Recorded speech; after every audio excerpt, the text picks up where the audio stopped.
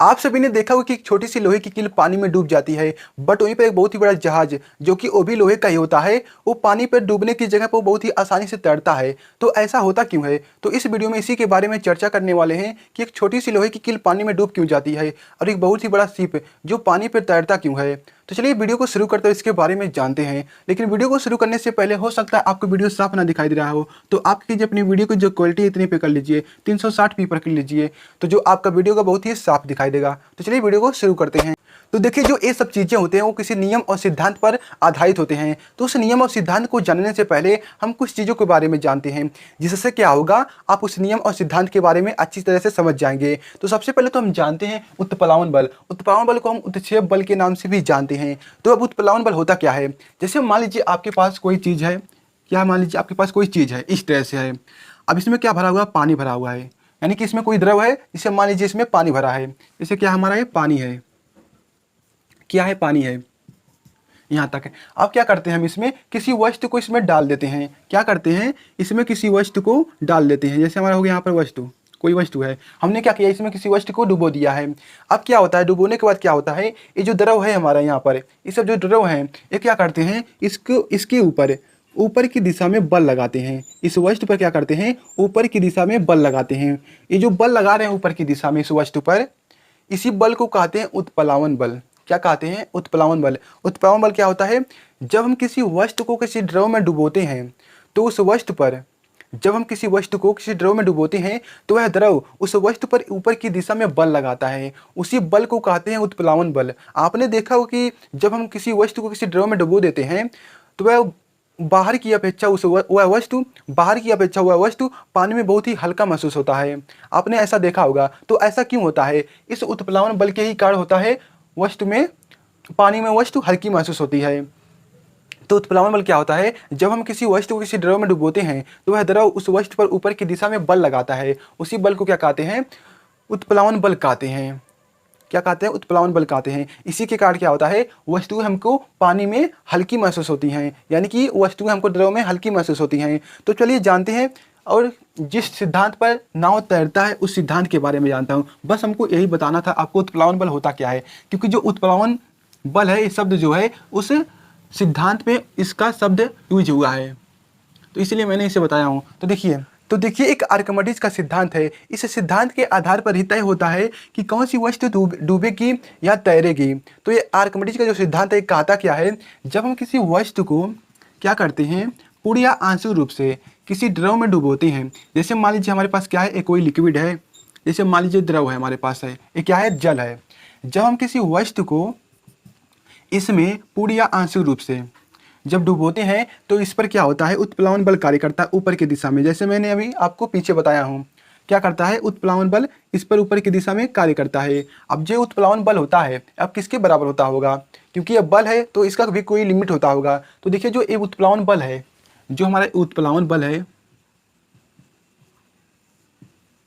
उत्प्लावन बल ये बराबर होता है इस वस्तु द्वारा हटाए गए द्रव के भार जितना। इस वस्तु द्वारा हटाए गए द्रव के भार जितना। तो उत्प्लावन बल है, ये वस्तु द्वारा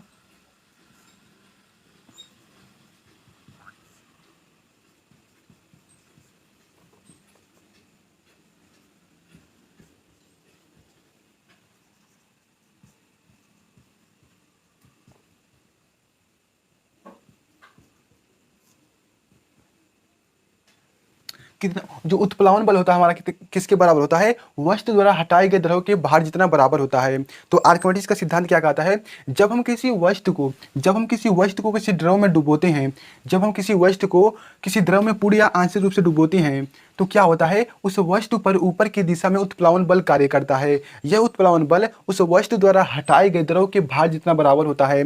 इसी के आधार पर ही यह तय होता है कि कौन सी वस्तु डूबेगी पानी में या तैरेगी। तो कैसे तय होता है, तो देखिए, कोई वस्तु डूबेगी या तैरेगी, वह दो बातों पर निर्भर करता है। पहला, वस्तु का जो भार है वो कितना है, और उत्प्लावन बल कितना है। तो देखिए, जो उत्प्लावन बल अगर अधिक है और वस्तु का भार जो क्या है, कम है, तो क्या होता है, वस्तु पानी पर तैरता है। जैसे मैं भी आपको बताता हूं, जैसे मान लीजिए जो हमारा वस्तु है वो द्रव में डूबेगा या तैरेगा, वो दो बातों पर निर्भर करता है। पहला क्या होता है, वस्तु का भार, क्या होता है, वस्तु का भार, क्या हो गया हमारा, वस्तु का भार। और दूसरा क्या होता है, उत्प्लावन बल।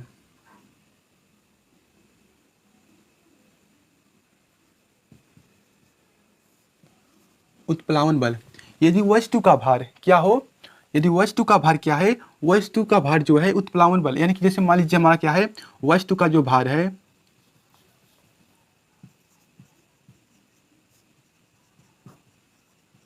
जो वस्तु का भार है वो उत्प्लावन बल से क्या है, ज्यादा है।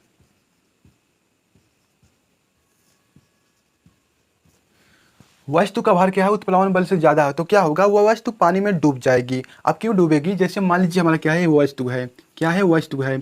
अब जो इसके द्वारा हटाया गया द्रव है, इसके द्वारा जो इसके द्वारा हटाया गया द्रव है, वही हमारा क्या है, उत्प्लावन बल है। क्या है हमारा, वही क्या है, उत्प्लावन बल है हमारा वही। अब जो उत्प्लावन बल है इस वस्तु से क्या है, उस वस्तु के भार से कम है, तो पानी में डूब जाएगी। क्योंकि जो वस्तु का जो उत्प्लावन जो बल लग रहा है इससे क्या है, कम है, और वस्तु का जो भार है वो ज़्यादा है, तो उससे वस्तु का जो भार है इस उत्प्लावन बल को दबा देगा नीचे, जिसके कारण क्या होगा, ये वस्तु पानी में जाकर डूब जाएगा। इसलिए जब भी वस्तु का भार उत्प्लावन बल से ज़्यादा होता है तो क्या होता है, वो पानी में डूब जाता है वस्तु। अब जब यही बराबर हो जाता है, जैसे वस्तु का भार बराबर हो उत्प्लावन बल के, उत्प्लावन बल के जब बराबर होता है, यहाँ पर लिखते हैं उत्प्लावन बल,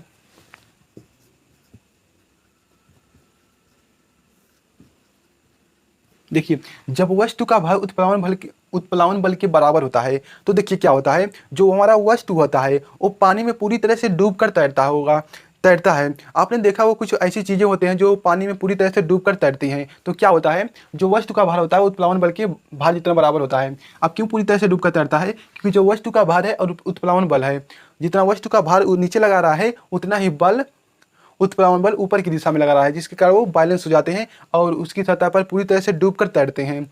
अब तीसरी बात आता है, वस्तु का भार क्या हो, वस्तु का भार कम हो, किससे, उत्प्लावन बल से।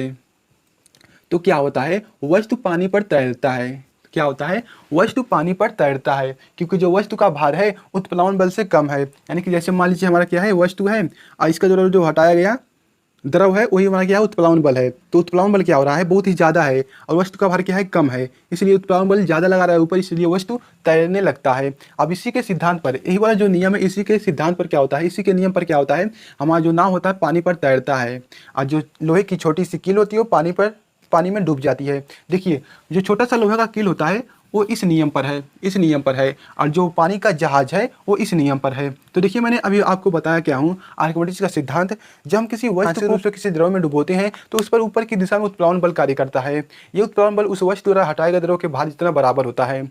अब देखिए जब हमारा ये छोटा सा मान लीजिए लोहे का कील है, ये क्या है, ये क्या हमारा है, लोहे का कील है, ये हमारा क्या है, लोहे का कील है। अब जैसे हम किसी इसे द्रव में डुबोते हैं, क्या करते हैं, इसे हम द्रव में डुबोते हैं, जैसे मान लीजिए हमारा क्या है, लोहे का कील है। जब हम किसी द्रव में इसे डुबोते हैं, क्या करते हैं, इसे डुबोते हैं, तो इसके द्वारा जो हटाया गया द्रव होता है, जो इसके द्वारा हटाया गया द्रव होता है वही हमारा क्या होता है, उत्प्लावन बल होता है। अब जो उत्प्लावन बल है हमारा, जो उत्प्लावन बल है जो उत्प्लावन बल हमारा है वो क्या है, हाँ जो उत्प्लावन जो बल है हमारा वो कम है, क्या है, वो कम है हमारा, इस वस्तु के भार से कम है।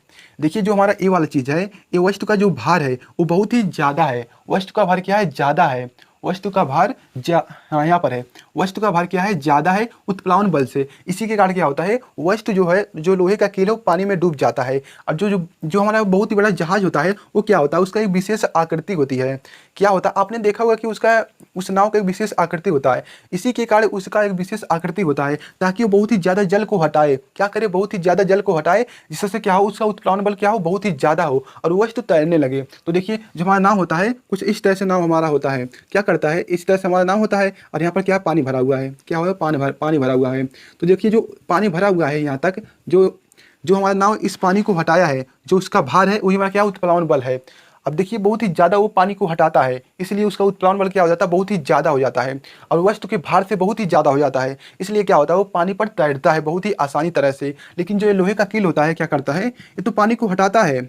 अब देखिए मान लीजिए लोहे का कील आपने जब पानी में डुबोया होगा तो क्या करता है, पानी को तो हटाता है, तो देखिए होंगे पानी को जो हटाता है, मान लीजिए जो ये हमारा लोहे का कील है, क्या है, ये लोहे का हमारा कील है, और यहाँ पर जो इसके द्वारा हटाया गया पानी है, ये हमारा इतना पानी है, इतना क्या है हमारा, ये पानी है। अब जो इसका भार है, इसका भार है, ये दोनों आपस में क्या होते हैं, बराबर नहीं होते हैं और ज़्यादा भी नहीं होते हैं। ये देखिए जो लोहे का भार होता है वो ज़्यादा होता है इसके द्वारा हटाए गए पानी के। यानी कि अगर आप मान लीजिए आपने किसी गिलासा को लिया है, उसमें एक लोहे का कील डालिए, क्या कीजिए, उसमें एक लोहे का कील डाल दीजिए।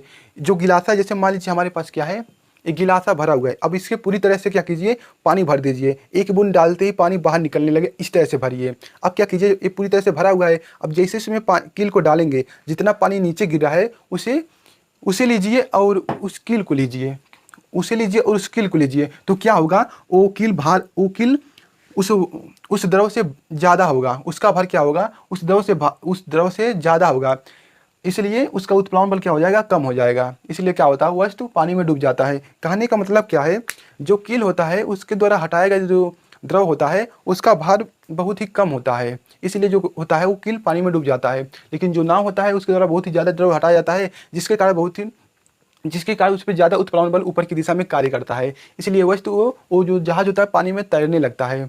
तो आर्किमिडीज का सिद्धांत यही था बस। तो अगर आपको वीडियो पसंद आए तो वीडियो को लाइक कीजिए, और इससे वीडियो पाने के लिए हमारे चैनल को सब्सक्राइब करना ना भूलें। तो मिलते हैं इसी तरह को नई वीडियो में।